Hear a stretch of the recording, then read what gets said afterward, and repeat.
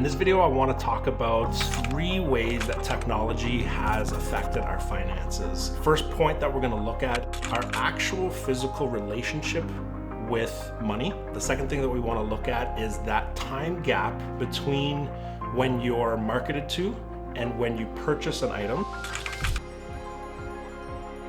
And then we're going to take a look at how subscription-based models has allowed us to have access to many different items and what that means in the present day and then over the lifespan of having that good or service. We'll come up with some solutions to help use technology to your favor.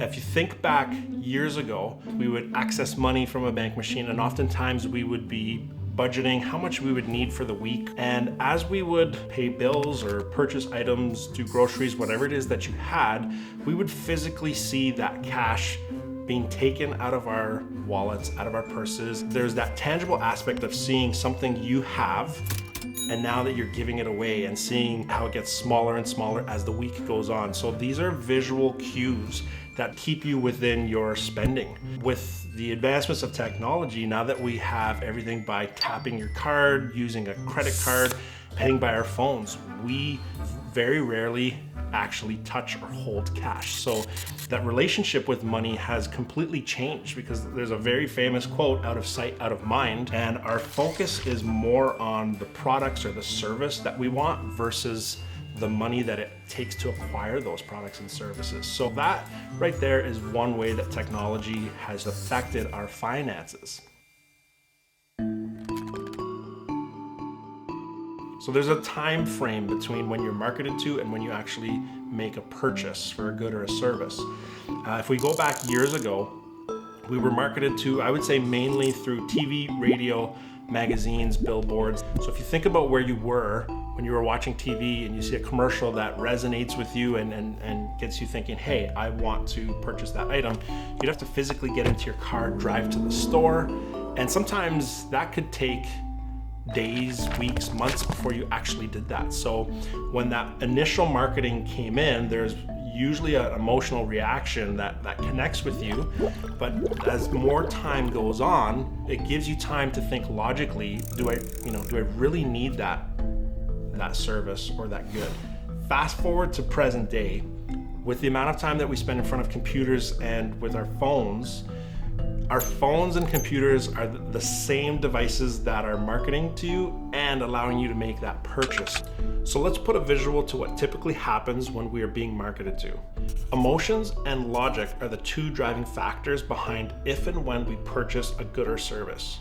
We can see how time plays a crucial role in this equation. Again, because our phones and computers have given us immediate access to purchase, it's really taken that gap and it shrunk it down in many cases to pretty much nothing.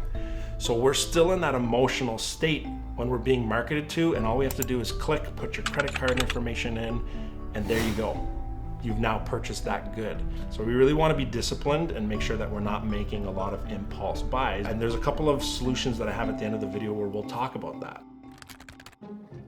Years ago, when we wanted to purchase a good or service, that item might not be something that fit in our budget, but today, most online businesses have gone to this subscription-based model. So instead of having to pay fully upfront for that item, we're paying a small fee on a monthly basis. So essentially, we used to purchase an item to own it, but now we're really renting that. We're not owning it anymore. So it makes it very affordable in the moment, and it gives you access to certain things that you could really use today, but then it makes you think you have more money than you actually do. So you're now purchasing other subscriptions or other services. So that's something we want to look at because it's almost like death by a million cuts, all right? It's not very noticeable up front, but if you think about it, how much have you paid towards having these services? A lot of times we don't even use these services. We think we need them because we've purchased in the moment. And finally, how can we use technology to benefit our finances? There's 2 things that I'm going to say. As technology evolves, we need to rebuild our connection with money. And the best way to achieve this is to have a visual representation of where we stand financially. I'm a firm believer that if you have to physically enter all of your purchases into a budget, and you're gonna have a much better idea of where your money is going. I think that that says a lot, and it keeps money top of mind because we're not seeing it anymore, right? So physically creating a budget and maintaining that budget on a weekly or a monthly basis is gonna keep it top of mind. So that's the first thing that we can do.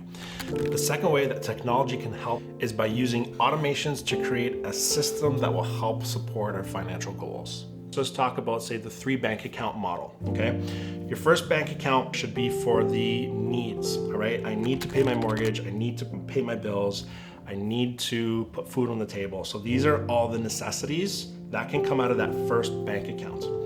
Automatically, we're gonna take a portion of our paycheck and we're putting it into bank account number 2 is gonna be working quietly in the background to invest for the future so that we don't have to constantly think about that. We just know that it's a machine working in the background. Everything else after your needs have been taken care of, after your investments and your saving has been taken care of, our third bank account is our spending account. Go nuts, have fun with it. That's the one that should be attached to your debit card. If you can set these 3 bank accounts up, it can get a little more intricate than that, but this is a basic model to say, hey, now we can enjoy life, know that we've taken care of our bills, we're taking care of our financial future, and we're still enjoying life, and we're not going overboard, we're not going into the red. I think that that's a great way that we can use technology to help us succeed.